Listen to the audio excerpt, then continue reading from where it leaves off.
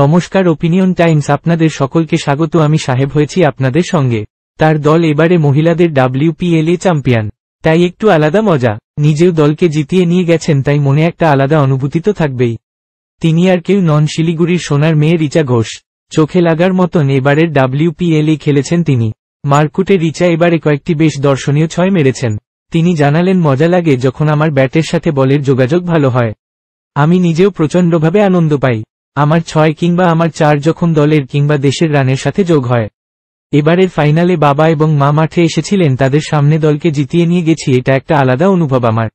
সামনের বছরও আমি রয়্যাল চ্যালেঞ্জার সোয়ানগালোরে খেলতে চাই। ড্রেসিং রুমের পরিবেশও অসাধারণ, সহ খেলোয়াড়দের সাথে একেবারে মিশে গিয়েছি। তারাও আমার ভালো খেলাকে উৎসাহ জুগিয়ে গেছেন, তাই সামনের বছর থেকে আমি আরো ভালোভাবে যাতে খেলতে পারি সেটা দেখছি। দেশ এবং WPL এক নয়, জানালেন রিচা। তিনি জানান, দেশের হয়ে খেলা একটা আলাদা অনুভব, তবে WPLA খেলাও আনন্দজনক।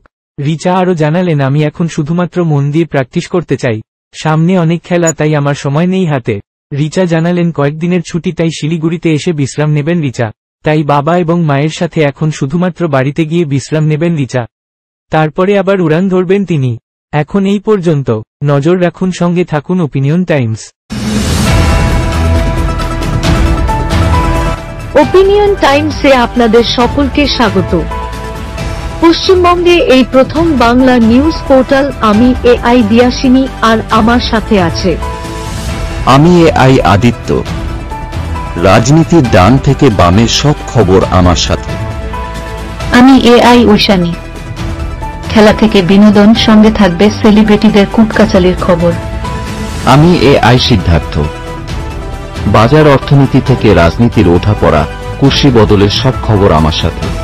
আমি AI দীপ্তি, থাকবো আপনাদের সাথে।